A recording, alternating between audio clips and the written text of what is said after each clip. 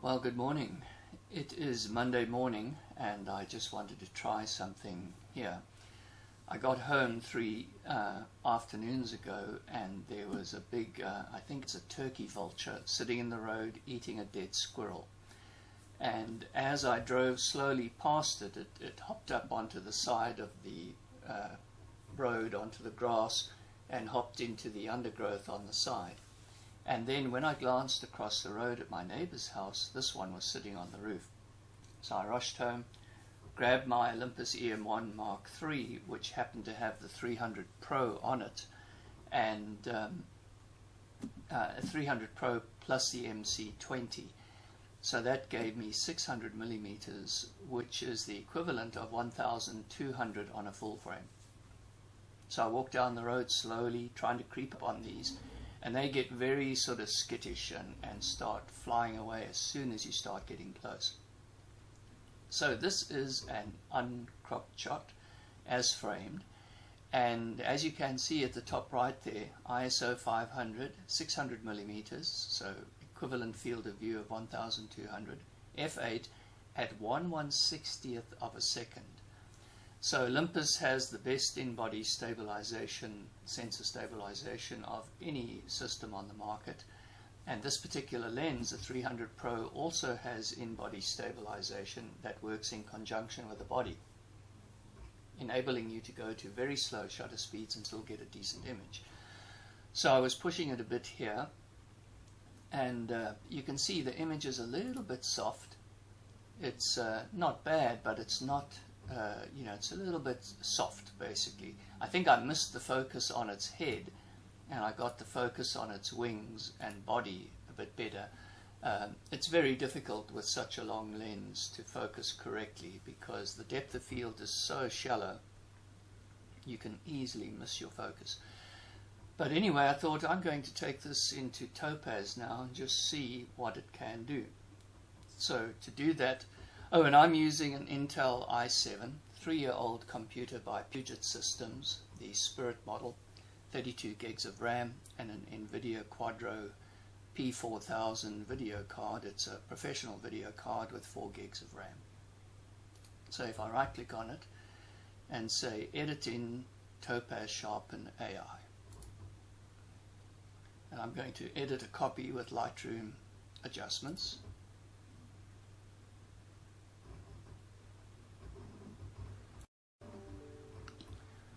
And it is opened in Topaz. I'll just bring it across onto the screen because I'm using two monitors.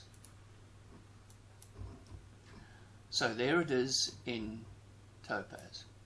I'll let it do auto settings at the moment. As you can see at the bottom right there, it's updating the preview.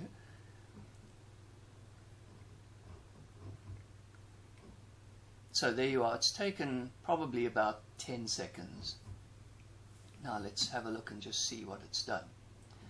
So there is the original image, and as I take this over, look at the feathers there. A little bit more distinct, a little bit sharper. Look at them on its neck there. So it took about 10 seconds to do that. This is a 20 megapixel raw file. Look at the eye. And look at the beak. Look at the tip of the beak there. So I think what Topaz can do is absolutely amazing. Now obviously if you have an image that is way off, it can't perform miracles. But where you have an image like this that is just very slightly out or a little bit soft, the software is absolutely wonderful. Look at the tiny little feathers under its chin there, or the little hairs sticking off there. In this photo there's nothing. With Topaz you can see a little bit of texture there, which would be the little bits of feather and fluff under its chin. So there I left it on the auto settings just to see what it would do, because usually it does a pretty good job. I can also try, let's try out of focus, and then you've got an options too for normal, very noisy, very blurry. Here it is updating the preview, That's the original you're seeing on the left there. Okay, it's done. So let's slide this over and take a look. Look at the feathers again. Look at its neck. Look at the difference between the left and the right there. And also, that took just a few seconds on this computer. Look at its eye and its head, beak. That did an outstanding job too. Look at the beak there compared to that.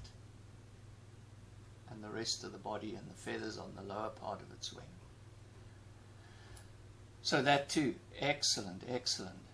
If I say it's too soft, and then you have options again for normal, very noisy, very blurry. It's updated it. It's finished already before I could even take a look. Again, very similar results. It's difficult to tell which is best. I think the out of focus and the motion blur were the best. So let's go back to out of focus. It's updating that. And let's see. It's very difficult to tell because they're all so good. I'm not sure actually which one is the best. If I go back to motion blur, it's updating there at the bottom right. Let's see that again.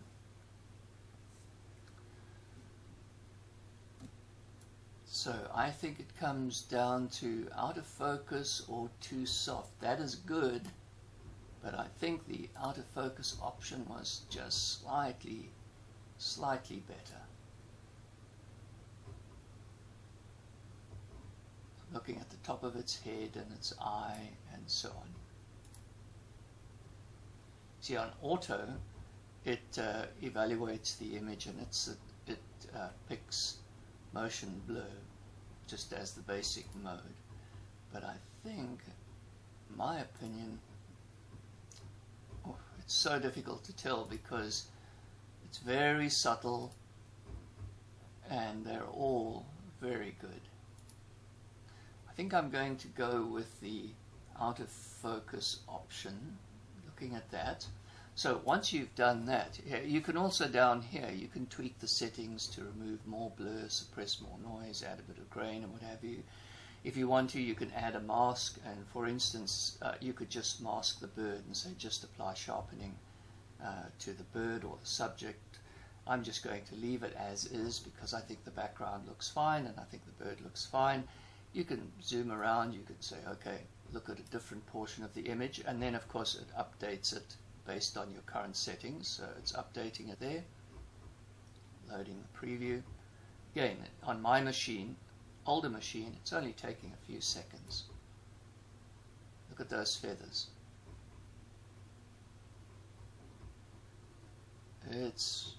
I mean, every time I use the software, I think it's like magic. Look at the lower body here near its legs. Just that little bit more of distinction.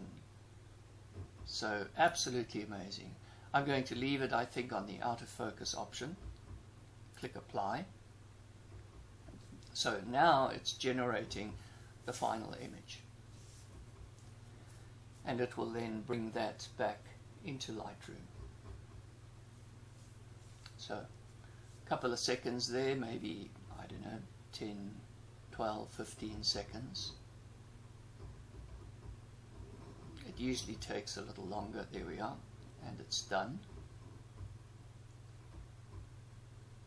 So there we have the image. Back into Lightroom.